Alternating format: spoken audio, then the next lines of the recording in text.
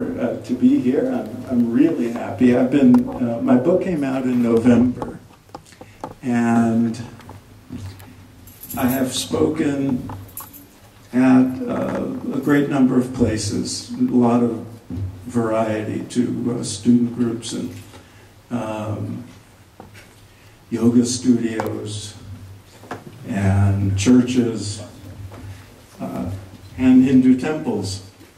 And it's always an extra pleasure and honor to speak at a place like this, because personally, I owe a great deal to the tradition that's represented under this roof. I came to the teachings that come from the Vedic tradition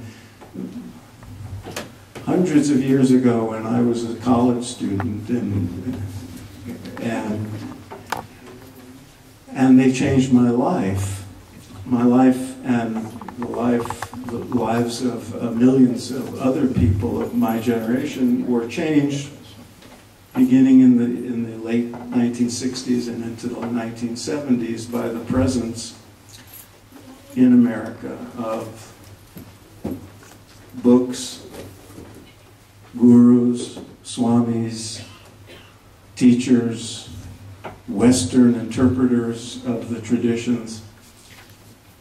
And over the years, I came to see that the teachings were filtering into the conscissness of Americans beyond just the people, the obvious people, the people who have a guru or the people who go to yoga classes. It started to permeate into the sort of soil of America in very subtle ways, and started changing the culture, and changing the culture for the better. I think that the introduction into America of the core teachings of Vedanta and the methodologies of yoga will stand historically as one of the most important events in American history, because it has started to change in a very deep and profound way the way Americans understand who they are and what life can be and what their lives can be. It has changed the way we understand the mind and consciousness. It has changed healthcare. It has changed psychology. And most of all, it has changed the way we understand what religion is and can be, and what it means to have a spiritual life. These are terribly important things. And the change has been so subtle that a lot of people who have been affected by the teachings that some would call Hinduism and some would call Vedic, some would just call yogic, these teachings have permeated the culture in such subtle ways that many people who have been profoundly affected by them don't even know it.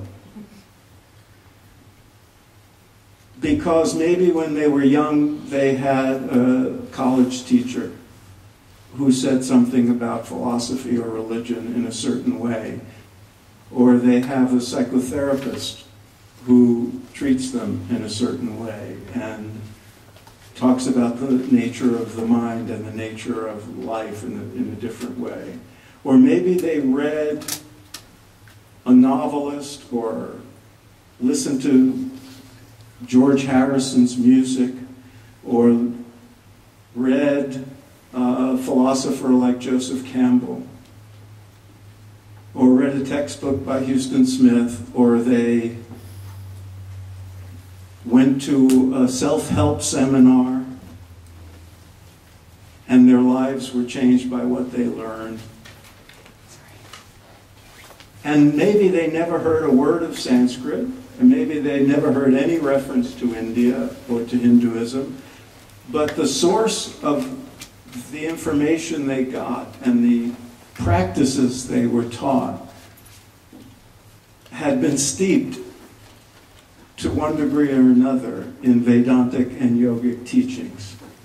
The psychotherapist, the school teacher, the doctor, the self-help seminar leader, thousands and thousands of such people were affected by the gurus who came here, especially in the 1960s and 70s. And they absorbed what they learned, they adapted it, and they became what I call Vedic transmitters. And so if you look at the attitudes people have about spirituality, you see it moving in the direction of the core principles of Vedanta. If you look at how people practice their spirituality, you see it incorporating the methodologies we think of as the repertoire of the yogic tradition.